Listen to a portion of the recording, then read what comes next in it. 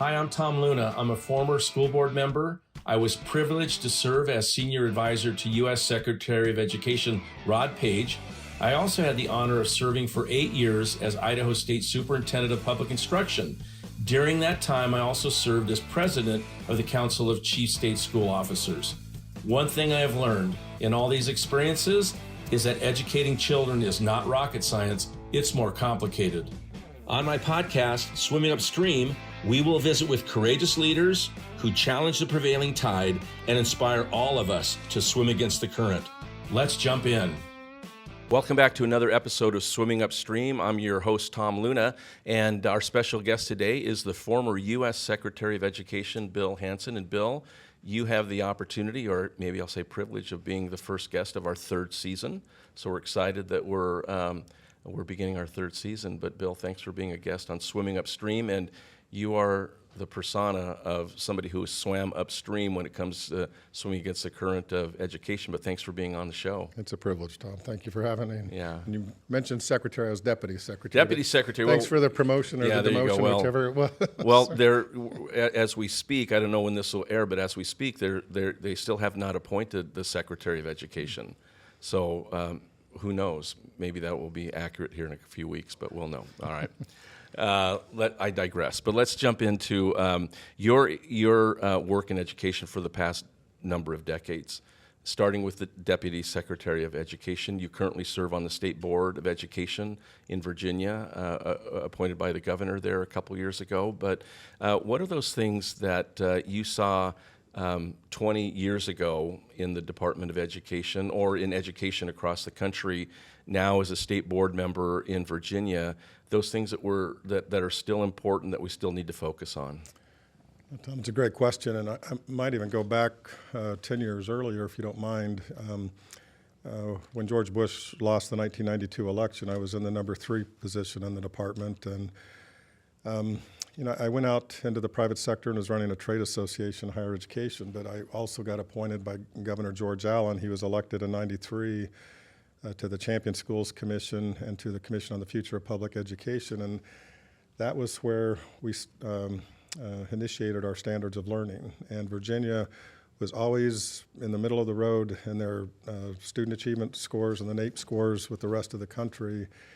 And throughout the mid-90s, when we put our SOLs into place, that is when Virginia separated ourselves from the middle of the pack in the country and really started making significant gains. Absolutely, and it was, and it went on for his 4-year term and Governor Gilmore's 4-year term, and even as a parent of 6 kids in the public school system in Virginia, it changed the culture of Virginia, and it changed the mindset of parents of having to know what their kids were learning and needed to learn, and it changed the system. It changed the outlook, and then when I went in to be deputy secretary in 2001 with No Child Left Behind.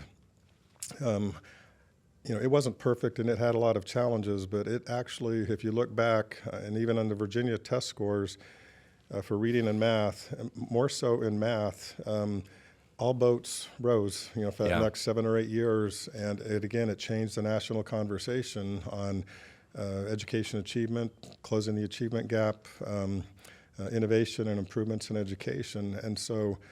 I kind of look at those two moments, and I go way back to Ronald Reagan in 1981 as a 22-year-old kid, but a lot of things happened nationally and in states over the years, but to me those were two important seminal moments. And frankly, we've been going through this on the state board the last couple of years of just the significant drop-off we've had. From 2019 to 2023, Virginia had the deepest, number 50 of the worst, of our decline in our reading scores, and number 49 in our math scores, and had the most significant drop. And it really, a lot of this was, closing our schools for the longest periods of time for those kids who are in the deepest poverty areas. And it is just, just the impact on these children, and just thousands and thousands of them. We look at these scores, but behind every one of those scores are lives of people who've been impacted by bad decisions that have really just decimated those growth gains and those things that we were successful in over the last 20 years. So you and I had the opportunity of working with you in the department for a couple of years. That's where we got to know each other really well. And just so folks know, Bill's an Idaho boy, right? Proud of and it. Your dad was a congressman in Idaho, and so you end up living in the Washington, D.C. area, and then established your home there and stuff. But so we're proud of you and your family, and your dad is still well remembered in the Republican Party there and across Idaho. But when we worked together, and under your direction and Secretary Page's direction, there was a lot of focus on that No Child Left Behind was not just a slogan, right? It was really a driving force. And I see as one of the benefits of No Child Left Behind that is still the case, is that schools and districts are accountable for every child, not just an aggregate score of how the school is doing or how the district is doing, because it sounds pretty impressive when districts can say 80% of their kids are scoring at a proficient level, but who are those 20%, and what attention are they getting and that they deserve? Yeah, Tom, I think that was probably the best thing that, in many respects, that came out of No Child Left Behind, was the disaggregation of the data to be able to really peel back the onion on the achievement gap with students. And the other thing I loved about No Child Left Behind, though, was when we were there together, we started the first ever innovation and improvement and choice office in the department, and a lot of the expansions of new programs and expansion of programs that were also part of that, I really believe helped change the course of the charter school movement, the school choice movement across the country, and again focused on the children and those in most need. And that's the one thing in my company right now with Building Hope. And we have a big presence in Idaho, by the way, with the Albertsons Foundation in Bloom. But it's just really, and those statistics I mentioned earlier about the big drop-off, even in Virginia, the governor, we were able to create a dozen lab schools these last 2 years, and really trying to inject parental choice and innovation and disruption into the system. And so those are the things that really, I think, are going to help us get out of this hole that's been dug for our most challenged students. Yeah. One of the things that there was a focus on, and I believe was created when you were at the U.S. Department, was the focus on rural education, right? And every state has rural schools, some more than others. In Idaho, we go from rural to kind of isolated to, and even smaller than that, right? But talk about the importance of, when it comes to school choice and those things that are needed. We recognize the need in inner city schools. There's a lot of kids there. There's a lot of need. But some of those same issues exist in rural America. Absolutely. And just, even at Building Hope, we administer the Florida $100 million School of Hope program. And a lot of that really goes to suburban, urban, as well as rural and other schools, but it's kind of all over the map. And Building Hope was started 20 years ago, really helping the District of Columbia, with this, to help them, where they're now about half of their schools are charter schools, and we've really played a key role in that. But as I mentioned, our other big partnership has been in the state of Idaho, and we just have been doing this for 11 years now. And we've been with the partnership with the Albertsons Foundation in Bloom. And with us, there's been 30 new schools built in Idaho over the last 10 years. And as a product of Idaho schools in the 60s and 70s, and just in, with your, tremendous tenure as superintendent in the state, there were times where I never thought choice would really happen in Idaho, because people that live in these 600 people communities, just want their local school and, don't necessarily want other options, or just thought everything was kind of the Lake Wobegon effect. Everything was good here. Yeah.